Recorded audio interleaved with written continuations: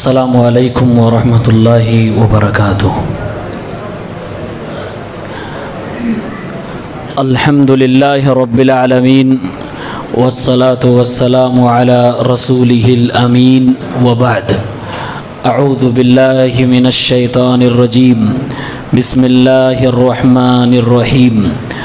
या बनी आदम खुज़ू ज़ीनतकुम इंद कुल्लि मस्जिद वकुलू वशरबू वला तुस्रिफू इन्नहु ला युहिब्बुल मुस्रिफीन। 8वीं तरावी पढ़ी गई। अल्लाह ताला हम सब की इबादतों को शर्फ़ कबूलियत से नवाजे।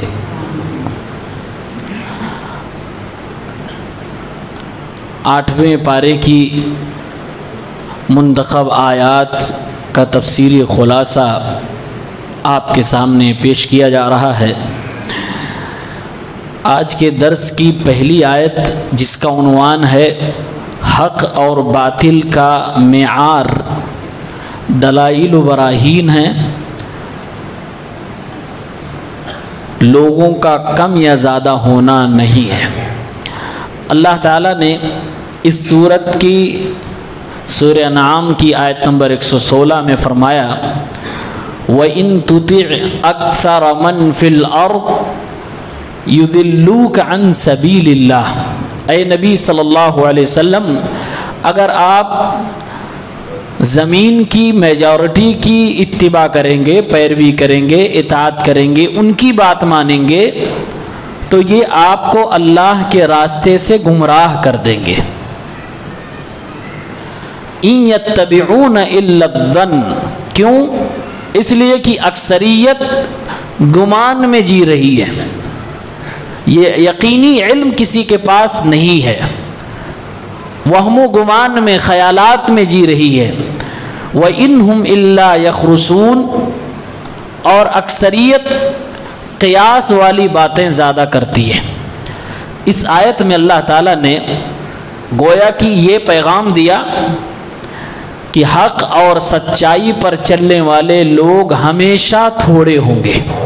पहला मैसेज, सच्चाई पर चलने वाले लोग हमेशा थोड़े होंगे, और इस बात की गवाही हमारे नबी सल्लल्लाहु अलैहि वसल्लम ने खुद दी है। आप सल्लल्लाहु अलैहि वसल्लम ने फरमाया, मेरी उम्मत 73 फ़िरक़ों में बटेगी, एक जन्नत में जाएगी और बाकी सब के सब जहन्नम में जाएंगे।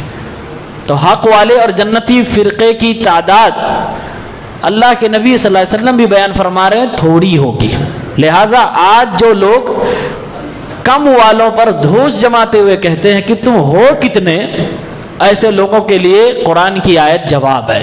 अल्लाह ने फरमाया, व इन तुति अक्सर मन फिल अर्द, ऐ नबी सल्लल्लाहु अलैहि वसल्लम, ज़मीन के अक्सर व बेशतर लोगों की अगर आप बात मानेंगे तो ये आपको भी सिराते मुस्तकीम से, अल्लाह रब्बुल आलमीन के रास्ते से हटा देंगे।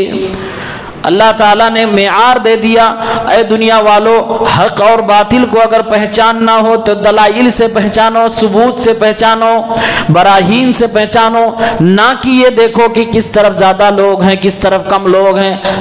क़िल्लत व कसरत से, मेजॉरिटी और माइनॉरिटी से हक़ व बातिल का फ़ैसला नहीं होता।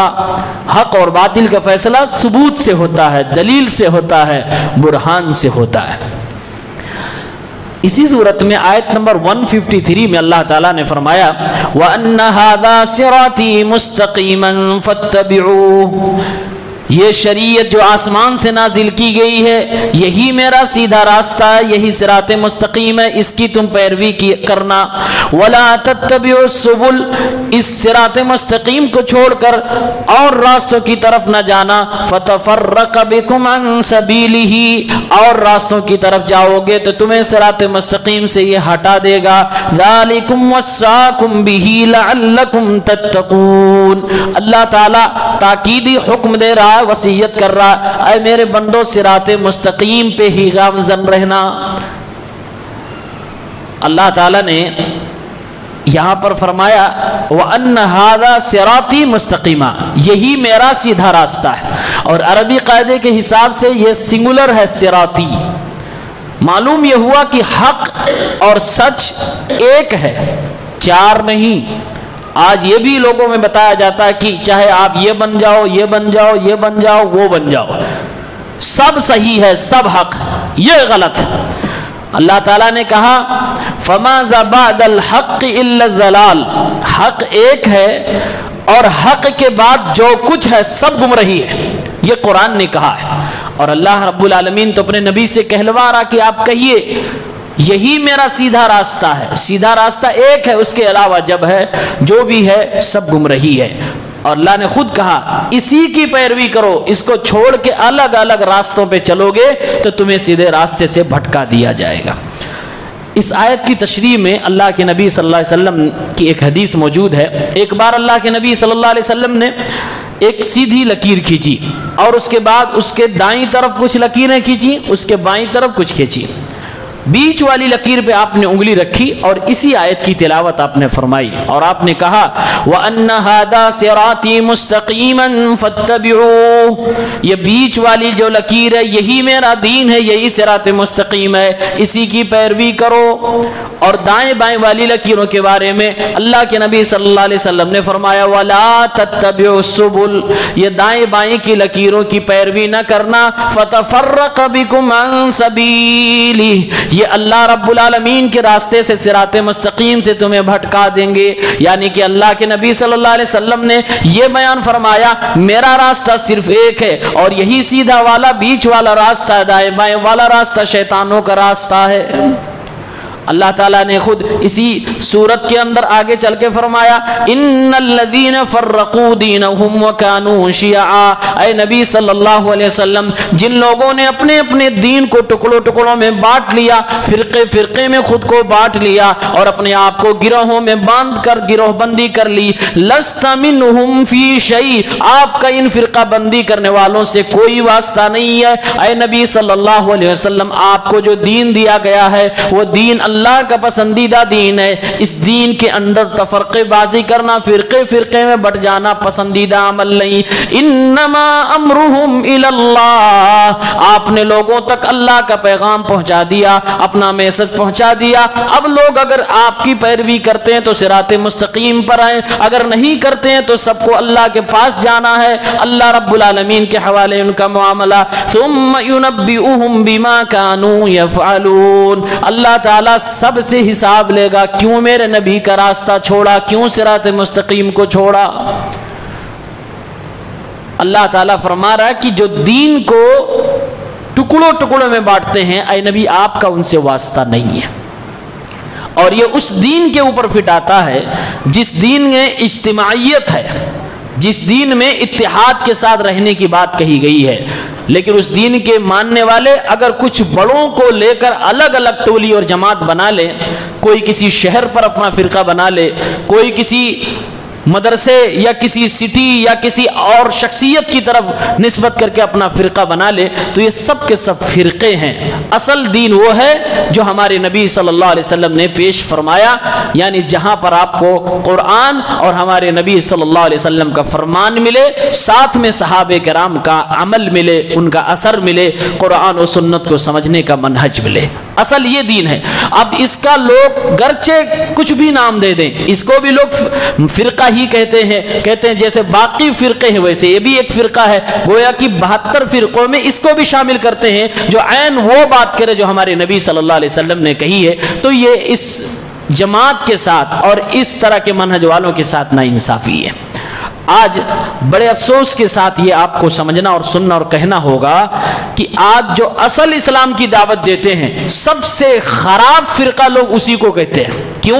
کیونکہ ایسے دور میں جس میں ہم جی رہے ہیں آج دین پر، اصلی اسلام پر جینا بڑا مشکل ہے، کیونکہ ساری چیزیں روایات میں بدل گئی ہیں، امت خرافات میں بٹ چکی ہے۔ اب صحیح چیز جب پیش کرو تو آپ ہی کو سب سے بڑا غدار اور سب سے بڑا فرقہ پرست، سب سے بڑا فتنہ پرور کہہ دیا جاتا ہے۔ تو ایسے میں صحیح اسلام کی تبلیغ کرنا بھی مشکل ہے، صحیح اسلام پہ چلنا بھی مشکل ہے۔ ایک وقت تھا ہمارے رسول صلی اللہ علیہ وسلم نے فرمایا تھا قیامت کے قریب ایسا وقت آئے گا کہ اسلام پر چلنا اپنے ہاتھ کی ہتھیلی پر آگ کا انگارہ رکھنے کے جیسا ہوگا۔ آج ایسا وقت آ چکا ہے کہ مسلمانوں کے لیے صحیح اسلام پر عمل کرنا بڑا مشکل ہو گیا۔ زندگی میں کوئی بھی ایسا تہوار، کوئی بھی ایسا مہینہ، کوئی بھی ایسا موسم نہیں آتا جس میں چاروں طرف سے بدعات و خرافات نے اپنے دانت پھیلا کر مسلمانوں کو کاٹنے کی کوشش نہ کی ہو۔ ہر طرف بدعات و خرافات نظر آتی ہے۔ تو اللہ نے میسج دیا کہ حق ایک ہے، 4 نہیں، 10 نہیں، 6 نہیں، اس ایک حق کی اتباع کرو اور اس کو پہچاننے کی کوشش کرو، اسی میں عافیت ہے، اسی میں بھلائی ہے، اس کے علاوہ کہیں بھی جاؤ گے تو گمراہ ہو جاؤ گے۔ یہ اللہ تعالیٰ نے میسج دیا۔ اس کے بعد آیت نمبر 160 میں اللہ رب العالمین نے فرمایا میرے بندو میرے یہاں 2 چیزیں ہیں، ایک فضل اور ایک عدل ہے۔ فضل کا مطلب ہوتا ہے احسان، یا تو میں احسان کرتا ہوں یا تو میں انصاف کرتا ہوں۔ احسان اور فضل اللہ کب کرتا ہے؟ جب اللہ رب العالمین اپنے بندوں کو دینے پہ آتا ہے تو اللہ تعالیٰ فضل کرتا ہے، احسان فرماتا ہے۔ اللہ تعالیٰ نے فرمایا من جاء بالحسنۃ فلہ عشر امثالھا، جس نے ایک نیکی کا کام کیا قاعدے کے حساب سے اسے 1 نیکی ملنی چاہیے، لیکن میں احسان کرتے ہوئے اپنے اس بندے کو 10 گنا نیکیاں عطا فرماتا ہوں، بلکہ 700 گنا نیکیاں عطا فرماتا ہوں، بعض روایات کے مطابق 1000 گنا نیکیاں اپنے بندے کو عطا فرماتا ہوں۔ یہ اللہ رب العالمین کی رحمت ہے، یہ اللہ کا خاص فضل ہے کہ وہ اس کا احسان ہے کہ ہم ایک نیکی کرتے ہیں، اللہ تعالی ہمارے اخلاص کی بنیاد پر اس عمل کی نیکی کو بڑھا دیتا ہے۔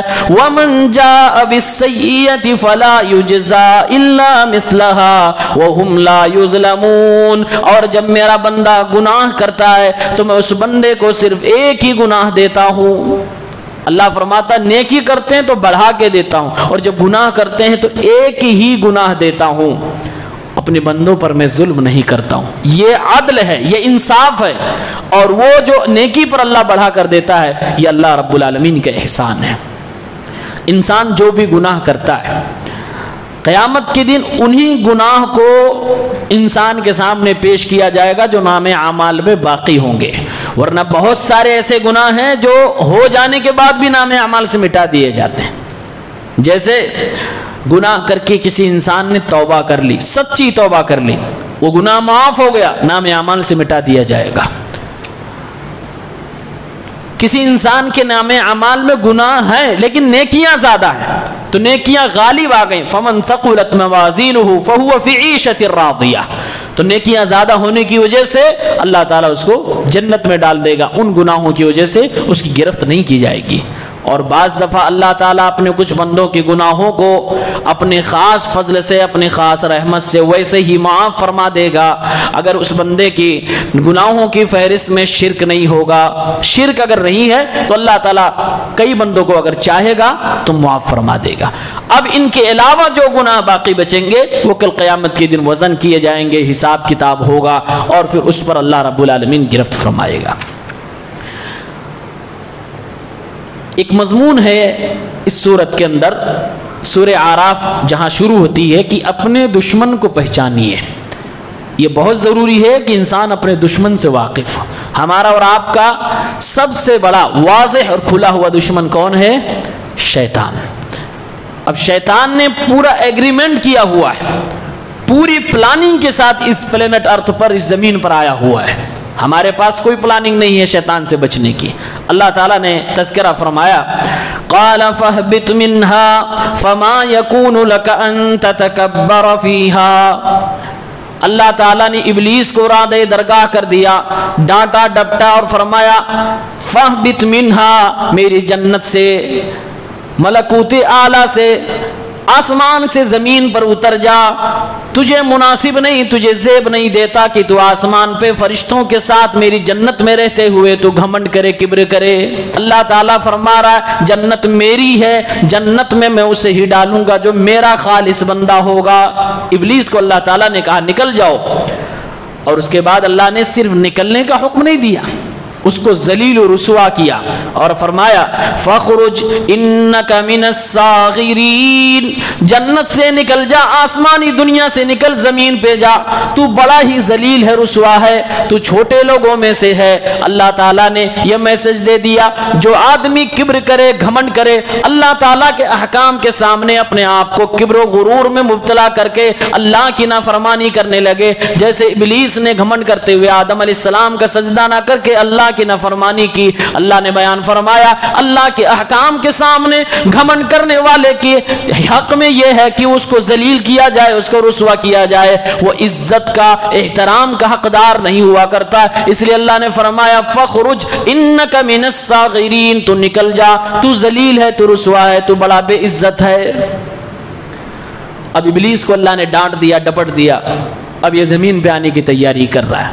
پھر اس کے بعد اللہ سے کہہ رہا ہے قال انظرنی الی یوم یبعثون، اے اللہ میں زمین پہ تو جا رہا ہوں، تو نے مجھے ڈانٹ دیا، ڈپٹ دیا، مجھے جنت سے نکال دیا، مجھے ملکوت اعلیٰ سے نکال دیا، لیکن میری ایک دعا ہے، اے اللہ مجھے قیامت تک کے لیے زندہ رکھنا، موت نہ دینا، جب لوگوں کو دوبارہ اٹھایا جائے گا تب تک کے لیے مجھے مہلت دے دے۔ قال انک من المنظرین، اللہ نے فرمایا جا، تجھے مہلت دی جا رہی ہے اور تجھ کو اس وقت تک موقع دیا جائے گا جب تک کہ لوگوں کو دوبارہ نہ اٹھایا جائے۔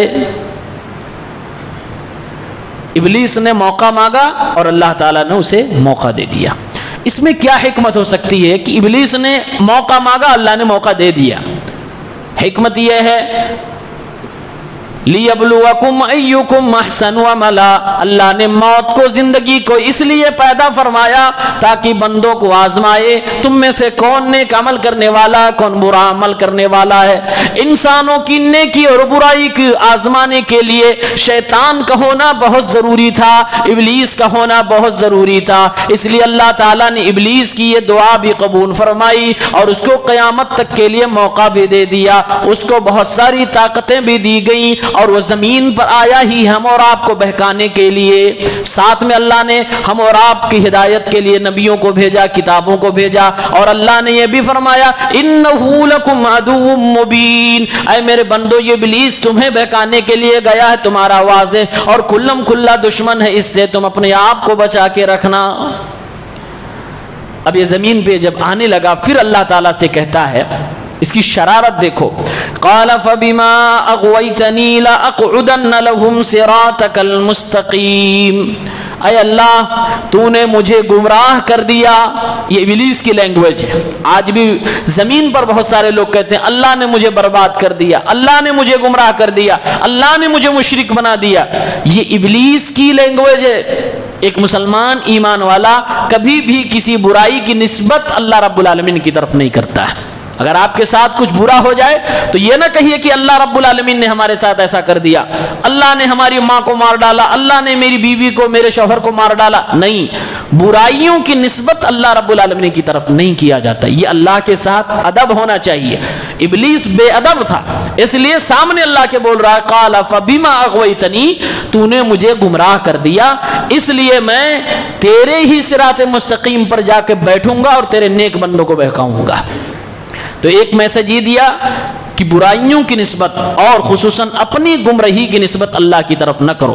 ہوتا تو سب کچھ اللہ رب العالمین کی مرضی سے ہے، اللہ نے تقدیر میں لکھا ہے تو انسان گمراہ ہوتا ہے، لیکن ہمارے اور آپ کے لیے مناسب نہیں ہے کہ ہم برائی کی نسبت اللہ رب العالمین کی طرف کریں، جیسے کہ ابلیس نے کیا۔ اور ایسے ہی مشرکین مکہ کہا کرتے تھے لو شاء اللہ ما اشرکنا، اے محمد ہمیں دھمکیاں کیوں دیتا ہے عذاب کا، اگر اللہ چاہتا تو ہم شرک نہ کرتے، ہم مشرک نہ بنتے، یعنی کہ ہم مشرک ہیں، شرک کر رہے ہیں تو یہ اللہ کی مرضی سے ہے، نعوذ باللہ، یعنی اپنی غلطی انسان نہیں دے رہا ہے بلکہ اللہ رب العالمین پر الزام ڈال رہا ہے، تو یہ اللہ کے ساتھ بے ادبی ہے۔ یہ ابلیس اور مشرکین کا جملہ ہے، مسلمانوں کو ایسا نہیں کرنا چاہیے۔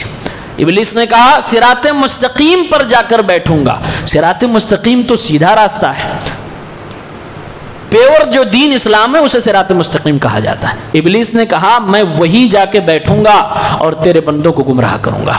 معلوم یہ ہوا ابلیس جہاں برائی کے راستوں سے انسانوں کو گمراہ کرنے آتا ہے، زناکاری سے، شراب سے، جوئے سے، نشہ کی چیزوں سے، شرک سے، بدعات سے آئے گا، لیکن نیکی کے راستوں سے بھی گمراہ کرنے کے لیے آئے گا۔ صراط مستقیم جو سیدھا راستہ ہے وہاں اچکنے کے لیے آ کر بیٹھ جائے گا، اور کئی بار ابلیس ہمیں اور آپ کو گمراہ کرنے کے لیے نیکی کے چہرے لے کر سامنے آئے گا کہ ہاں آپ یہ رمضان کا مہینہ ہے، یہ لو نیکی کا کام کر لو، یہ بدعت کر لو۔ اور علماء نے لکھا ابلیس کو چوری سے زیادہ، زناکاری سے زیادہ، بے حیائی سے زیادہ یہ پسند ہے کہ ایک انسان بدعت کرے۔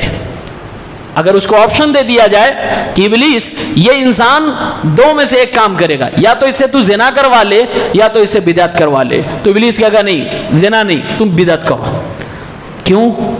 اس کو پسند ہے بدعت، اور یہی صراط مستقیم پر راستے میں بیٹھ کر انسان کو گمراہ کرنے کا ایک مفہوم یہ بھی لیا جا سکتا ہے کہ انسانوں کو نیکی کے راستے سے گمراہ کرے گا، اور نیکی کے راستے سے گمراہ کرنے کا سب سے سنہرا موقع جو اسے ملتا ہے وہ ہوتا ہے کہ انسان نیکی کے ارادے سے مسجد آ رہا ہے، نیکی کا کام کرنے کے لیے خوب تیاری کر رہا ہے اور کر رہا ہے بدعت، تو ابلیس تو خوش ہے کہ بیٹا تم مزے کرو، خوب محنت کرو، لیکن تمہاری ایک نہ سنی جائے گی، تم خود اپنے نبی کے حوض کوثر سے دھتکارے جاؤ گے، بھگائے جاؤ گے۔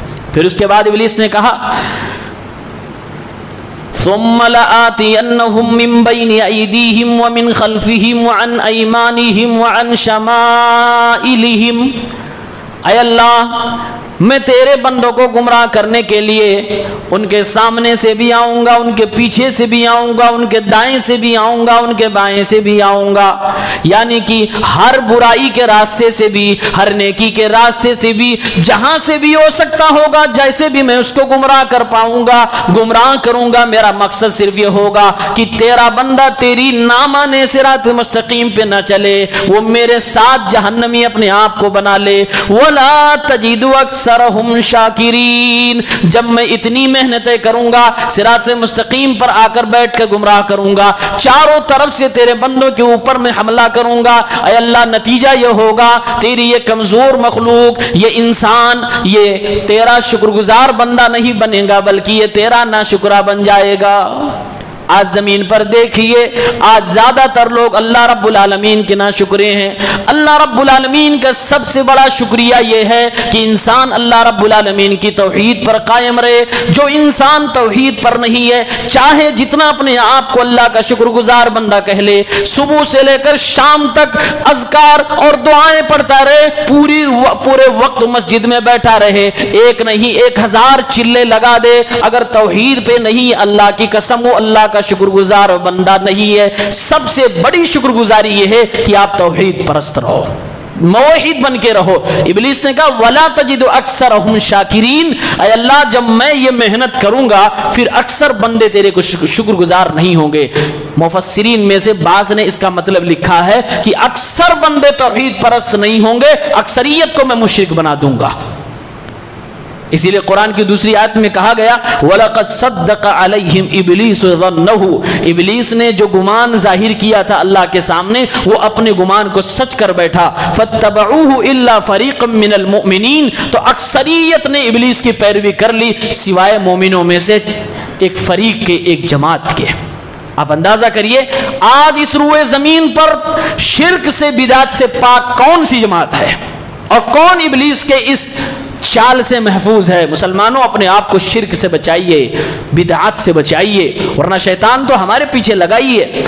آگے فرمایا اللہ نے جو تو کہہ رہا سب کچھ صحیح ہے، جا زمین پر، تیری بات میرے نیک بندے کبھی نہیں مانیں گے۔ اللہ نے فرمایا قال اخرج منها مذءوما مدحورا، ذلیل و رسوا ہو کر، مردود ہو کر یہاں سے نکل جا۔ لمن تبعك منهم لأملأن جہنم منكم اجمعین، جو بھی تو کہہ رہا ہے، جتنے ہتھ گنڈے اپنانا چاہتا ہے، ساری کوششیں کر لے، جو میرے مخلص بندے ہوں گے تیری بات کو نہیں مانیں گے، اور جس نے بھی تیری بات کو تسلیم کیا جس نے بھی تیری بات مان کر شرک میں اپنے آپ کو ڈبایا اور توحید سے منہ چرایا، اے ابلیس سن لے، اس کو بھی جہنم میں ڈالوں گا، تجھے بھی جہنم میں ڈالوں گا۔ لَأَمْلَأَنَّ جَهَنَّمَ مِنْكُمْ أَجْمَعِينَ، تمہیں لوگوں سے میں جہنم کو بھر ڈالوں گا، یعنی مشرکوں سے جہنم کو بھروں گا، شیطانوں سے ابلیسیوں سے میں جہنم کو بھروں گا۔ آج جو مسلمان بدعت کو نہیں کرتے، نبی کا برتھ ڈے نہیں مناتے، نعرہ دیا جاتا ہے کہ سوائے ابلیس کے دنیا میں سبھی تو خوشیاں منا رہے ہیں، خود ابلیسی کام کر رہے ہیں، ابلیس کے پسندیدہ غذا کھا رہے ہیں، اسی کا چبایا ہوا لقمہ کھا رہے ہیں، بدعت میں ڈوبے جا رہے ہیں، صبح سے لے کر شام تک نہ نماز کا پتہ ہے، نہ روزے کا پتہ ہے، کوئی عبادت کا کوئی پتہ لتا نہیں ہوتا، صبح سے شام تک بس وہی بدعت بدعت بدعت، اور اس کے بعد جو نہیں بدعت کر رہا اس کو کہہ رہے ہیں ابلیس ہے، ابلیس کا ماننے والا ہے، خوشی منا رہا ہے۔ یہ ظلم ہے حق پرست لوگوں کے ساتھ۔ آگے اللہ نے آیت نمبر 26 اور 27 میں فرمایا، اے آدم کی اولاد، تم کو ہم نے پیدا کیا، پیدا کرنے کے بعد تمہیں ہم نے کچھ لباس بھی دیے ہیں۔ جو بندر والی کہانی کل میں نے بتایا تھا کہ بچوں کو پڑھایا جاتا ہے کہ انسان پہلے بندر تھا، ننگے دھننگے رہتا تھا، یہ غلط بات ہے، یہ جھوٹ ہے۔ اللہ تعالیٰ نے جیسے ہم اور آپ کو پیدا فرمایا، آسمان سے بہت ساری چیزیں اتاری ہیں، ایسے اللہ نے لباس بھی اتارا ہے آسمان سے۔ قرآن کی آیت دلیل ہے، فرمایا اللہ تعالیٰ نے، یا بنی آدم قد انزلنا علیکم لباسا یواری سوآتکم وریشا ولباس التقوی ذالک خیر۔ اے آدم کی اولاد، قد انزلنا علیکم لباسا، ہم نے تمہارے اوپر لباس بھی اتارا ہے، تمہیں مادرزاد پیدا کر کے ننگا دھڑنگا نہیں چھوڑا ہے، تمہارے لیے ہم نے لباس بھی اتارا ہے، اور لباس کا مقصد کیا ہے، یواری سوآتکم، تمہارے جسم میں کچھ پارٹس ایسے ہیں جو چھپانے کے قابل ہے، تاکہ تمہارے جسم کی وہ اعضاء چھپائے جا سکیں جو چھپانا چاہیے۔ تمہیں لباس اس لیے بھی عطا فرمایا تاکہ تم خوبصورت لگو، زیب و زینت بھی تمہارے بدن پہ آ جائے۔ وَلِبَاسُ التَّقْوَى، اور اے میرے بندو ایک دوسرا بھی لباس تمہیں میں نے دیا ہے، تقوی اور پرہیزگاری کا لباس، ذالک خیر، یہ تقوی اور پرہیزگاری کا لباس سب سے بہترین لباس ہے۔ یعنی اللہ تعالیٰ نے فرمایا دو طرح کا لباس ہم نے انسانوں کو دیا ہے، ایک لباس جو ساری دنیا پہن رہی ہے، کافر بھی، مسلم بھی، ملحد بھی، ہر کوئی پہن رہے ہیں، اور یہ کپڑے کا لباس۔ اللہ نے فرمایا اس لباس کا مقصد یہ ہے کہ انسان کے جسم کے وہ اعضاء جو چھپانے ضروری ہیں وہ چھپ جائیں، اور اس سے انسان خوبصورت لگے، یعنی زینت بھی ملے اور آپ کے ستر بھی چھپ جائے، یہ انسان کے کپڑے کا مقصد ہے۔ اگر ایک ہی کپڑے میں دونوں خوبیاں پائی جائیں کہ ساتھ میں ستر بھی چھپ جائے اور انسان خوبصورت بھی لگے، بہترین لباس سے ہوا۔ اللہ تعالیٰ نے لباس کے مقصد بیان فرمایا۔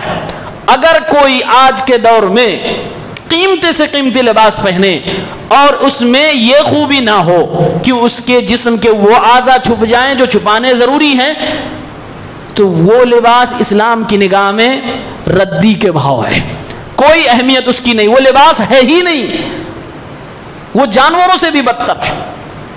یعنی کہ لباس کا مقصد یہ کہ انسان کا ستر چھپا ہونا چاہیے، اس کے جسم کے وہ اعضاء، وہ پرائیویٹ پارٹس چھپے ہونے چاہیے، واضح نہ ہو، نمایاں نہ ہو، نشیب و فراز نہ ظاہر ہو رہے ہوں۔ اور آج تو آفت و مصیبت اتنی ہے کہ ہمارے معاشرے کی مسلم خاتون کے نقاب کو بھی چھپانے کی ضرورت ہے۔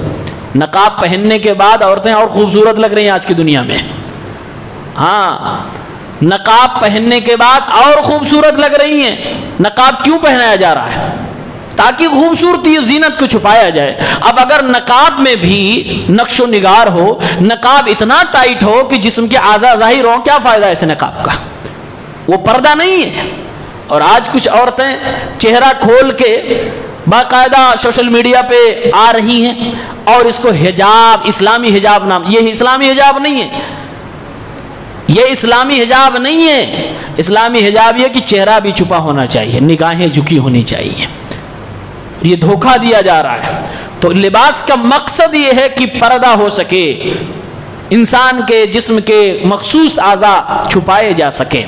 اور ایک بات یاد رکھیں، جب بھی دنیا کا کوئی انسان خصوصاً کوئی عورت اپنے جسم کے ظاہری لباس کو شارٹ کرتی ہے یا پھر اس کو نکالتی ہے اور برہنہ ہونے کی کوشش کرتی ہے، بے پردہ ہونے کی کوشش کرتی ہے، تو یہ کام یہ بہت بعد میں کرتی ہے، اس سے کئی مہینوں کئی سالوں پہلے وہ تقوی اور پرہیزگاری کا لباس اتار چکی ہوتی ہے، تب اس کا نمبر آتا ہے۔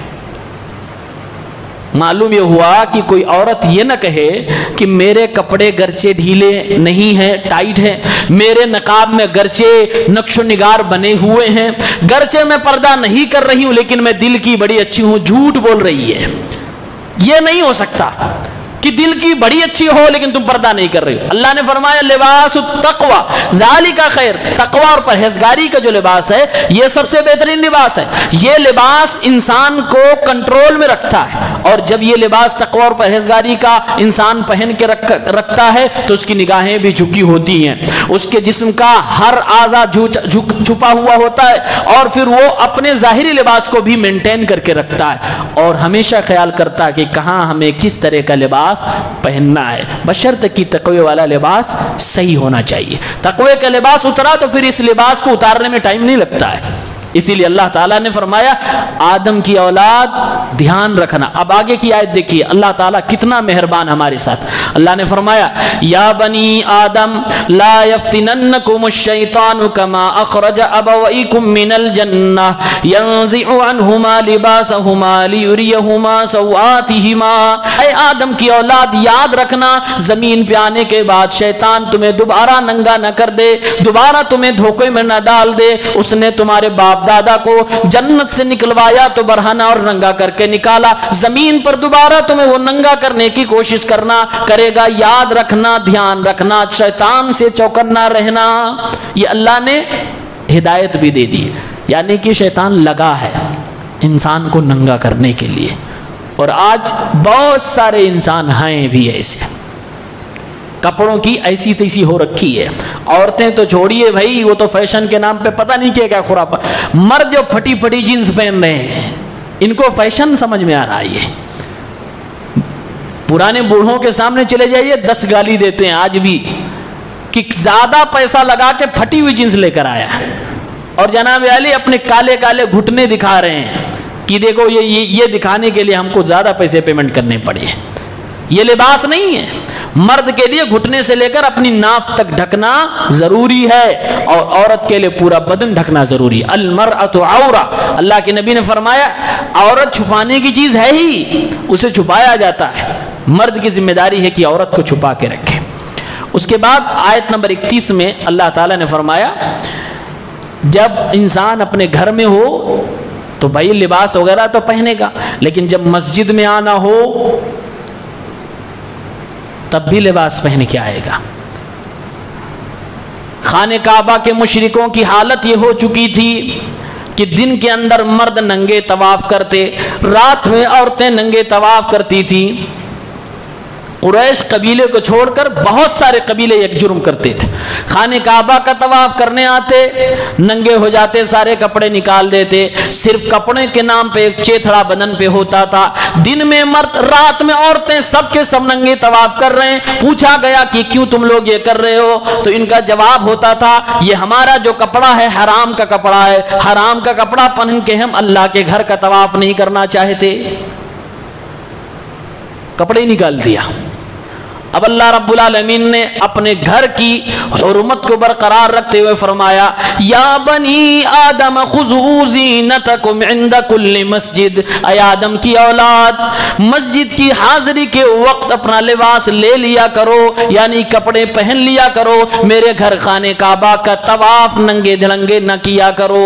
وکلوا واشربوا، کھایا پیا کرو، ولا تسرفوا، حد سے زیادہ نہ بڑھا کرو، فضول خرچی نہ کیا کرو، انہو لا يحب المسرفین، اللہ رب العالمین فضول خرچی کرنے والوں کو پسند نہیں فرماتا ہے۔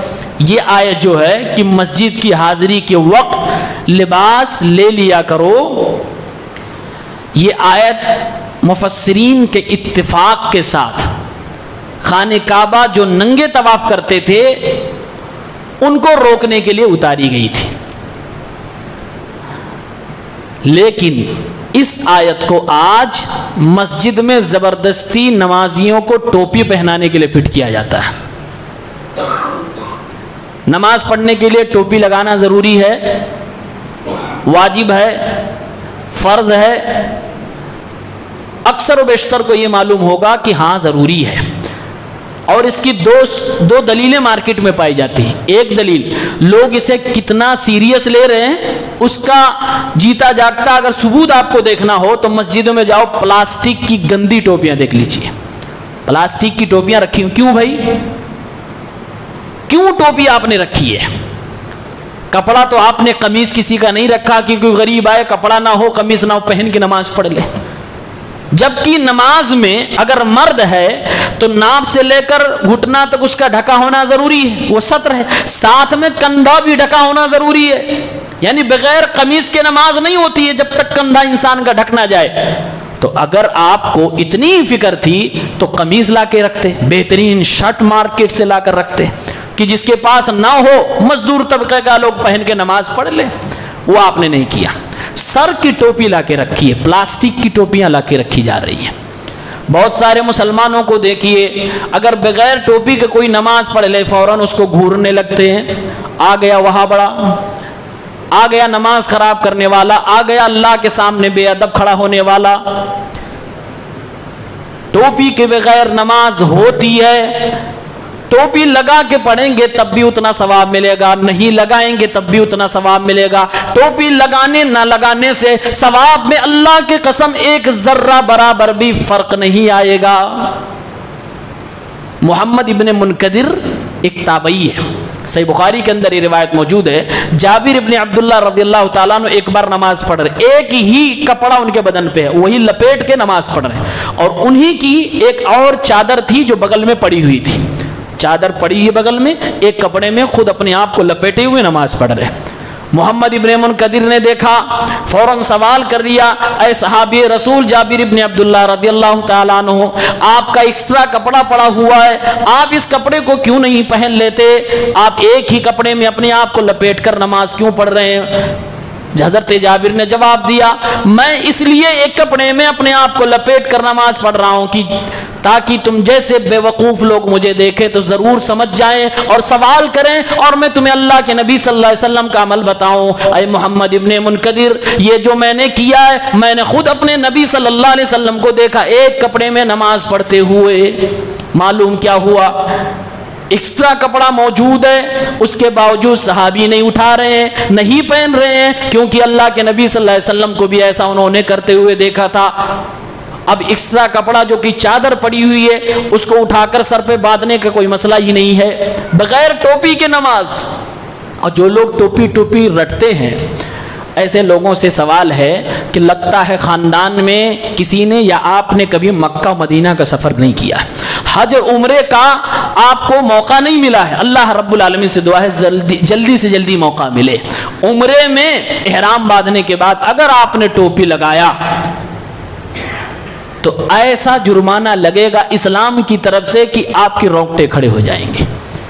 عمرے کے احرام پر حج کرنے کے لیے آپ نے احرام پہن لیا، اس کے بعد اگر ٹوپی لگا لیے جان بوجھ کر تو پھر زندگی بھر کبھی ٹوپی نہیں لگائیں گے۔ جرمانہ ہے، جرمانہ، سزا ہے اس پر، جانور قربانی دینی پڑے گی۔ کیوں ٹوپی لگایا تم نے؟ سر پہ آپ کچھ نہیں رکھ سکتے احرام باندھنے کے بعد۔ آپ ذرا حاجیوں سے پوچھئے، حج کرنے والا انسان 3-4 دن تک احرام پہنے ہوئے ہوتا ہے، کیا 3-4 دن تک وہ نمازیں نہیں پڑھتا؟ 4-5 دن تک وہ مسلسل نمازیں پڑھ رہا ہے، سر پہ کوئی ٹوپی نہیں ہوتی۔ دنیا کے سارے انسانوں کو دیکھیے حج کے میدان میں بغیر ٹوپی کے نظر آ رہے ہیں۔ ٹوپی والوں نے ٹوپی اتار رکھی ہے، امامہ والوں نے امامہ اتار رکھا ہے، سارے کے سارے مرد لوگوں نے اپنے سر کے اوپر جو بھی اپنے ملک میں پہنتے تھے سب کچھ اتار کے رکھا ہوا ہے، بلکہ بلکہ اسلام نے یہ کہہ دیا اگر جان بوجھ کر کسی نے اپنے سر کو ڈھک لیا تو اس انسان کو جرمانہ دینا پڑے گا۔ یعنی میسج دیا جا رہا ہے اے مسلمانوں، ٹوپی کے لیے لڑنا نہیں، ٹوپی کی حیثیت اور اس کا رتبہ، اس کا مقام کیا اگر دیکھنا تو حج کے دنوں میں دیکھو اس کی کوئی حیثیت نہیں۔ نماز کا ٹوپی سے کوئی لینا دینا ہی نہیں ہے۔ اگر آپ نے ٹوپی لگا کے نماز پڑھی تب بھی اتنا ہی ثواب، اگر آپ نے ٹوپی اتار کے پڑھی تب بھی اتنا ہی ثواب، کوئی فرق ہونے والا نہیں۔ لیکن آج دیکھیے لوگ پوچھتے ہیں تمہاری نماز مکروہ ہو گئی بغیر ٹوپی کے پڑھا، اور کئی مسجدوں میں اتنی شرارت کرتے ہیں لوگ کہ پیچھے سے لا کے ٹوپی پہنا دیتے ہیں۔ ٹوپی پہنانے کا شوق کہ مسجد میں بھی آپ ٹوپی پہنا رہے ہو لوگوں کو، باہر کوئی پہنا دے تو آپ برا مان جاؤ گے کہ مجھے ٹوپی پہنا کے چلا گیا، اور مسجد میں آپ ٹوپی پہنا رہے ہو۔ ٹوپیاں پہنانا بند کرو۔ یہ حقیقت میں ٹوپی جو مسجدوں میں پہنائی جا رہی ہے دین کے نام پر، یہ ظاہراً بھی ٹوپی پہنا رہے ہیں اور دین کا نام بھی ٹوپی پہنا رہے ہیں، یعنی بیوقوف آپ کو بنا رہے، اس کا دین سے کوئی لینا دینا نہیں۔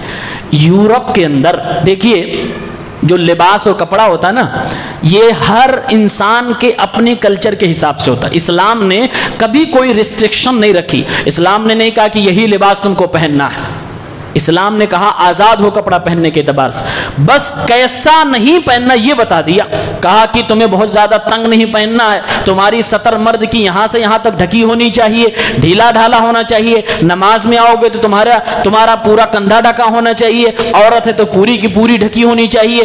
اللہ تعالیٰ نے اس طرف سے بتا دیا کہ کیا تمہیں نہیں پہننا ہے، وہاں اللہ نے ہدایت دی دی، اس کے بعد آزاد چھوڑ دیا۔ ہر ملک کے لوگ اپنے اپنے اعتبار سے، اپنے اپنے عرف کے اعتبار سے کپڑے پہنیں گے۔ سعودیہ کے لوگ جبہ پہن رہے ہیں، توپ پہن رہے ہیں، انڈیا کے لوگ نہیں پہن رہے، کوئی مسئلہ نہیں، کوئی حرج نہیں۔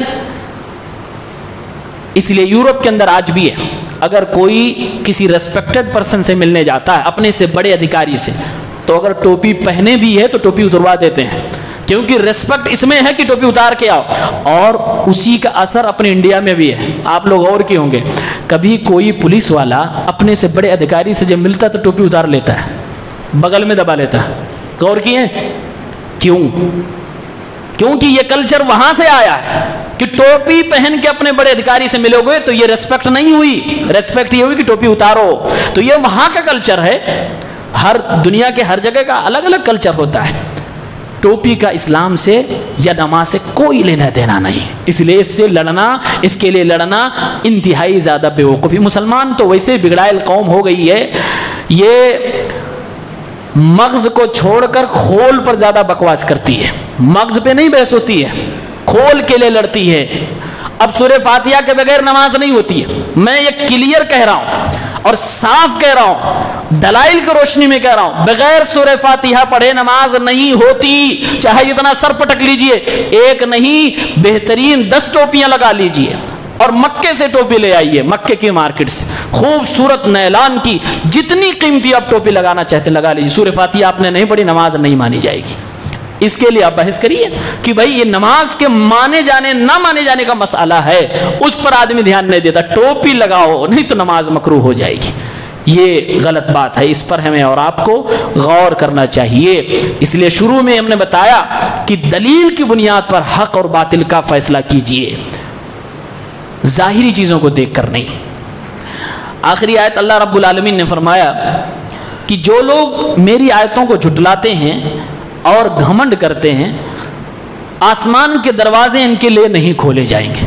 آسمان کے دروازے نہیں کھولے جائیں گے مطلب کیا ہے؟ آدمی جب دنیا سے مر جاتا ہے آسمان کی طرف جانے لگتا ہے، اللہ کے فرشتے اس کو اٹھا کر لے کر جاتے ہیں تو آسمان کے دروازے کھولے جاتے ہیں، پوچھا جاتا ہے کہ کون ہے، کس کو لے کر آئے ہو؟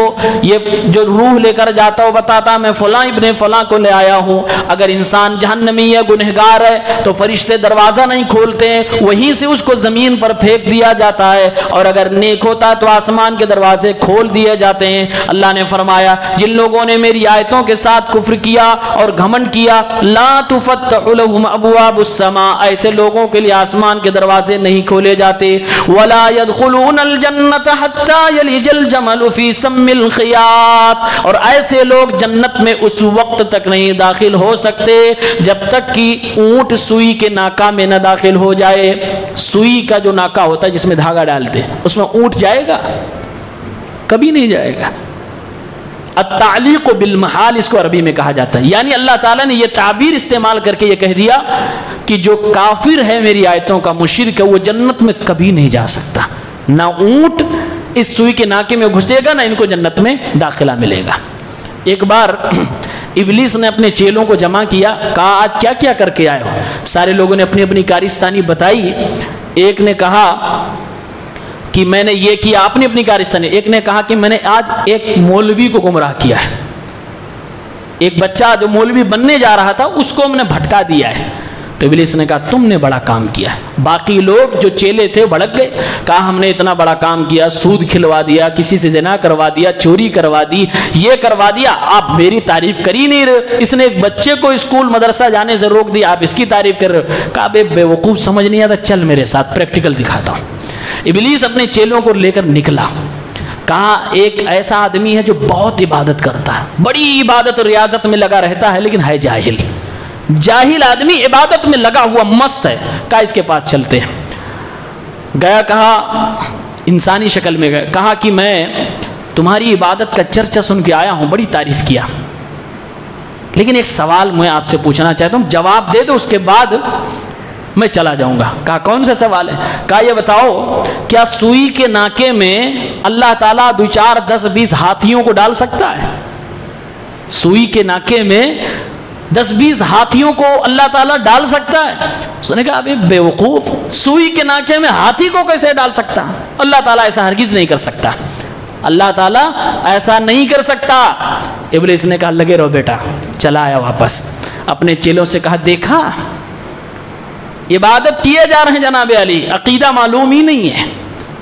سوال میں نے ان کے بارے میں نہیں کیا تھا، میں نے ان کے رب کے بارے میں سوال کیا تھا، اللہ کی قدرت کے بارے میں سوال کیا تھا۔ کہا بھی رکو، ایک عالم کے پاس لے گیا، عالم صاحب نماز کا وقت ہے، پہنچا، کہا کہ میں آپ سے سوال کرنے آیا ہوں، آپ کے علم کا بڑا چرچا۔ کہا کم وقت رک، نماز پڑھ کے آتا ہوں اس کے بعد سوال کرنا۔ کہا بس جلدی سے جواب دے دو، بس 1 سیکنڈ کا سوال ہے۔ کہا اچھا جلدی پوچھ۔ تو اس نے کہا یہ بتاؤ سوئی کے ناکے میں اللہ تعالیٰ 10 20 50 ہاتھیوں کو ڈال سکتا ہے؟ مولانا صاحب نے اس کو دیکھا، کہا لگتا ہے تو ابلیس ہے، لگتا ہے تو ہے شیطان۔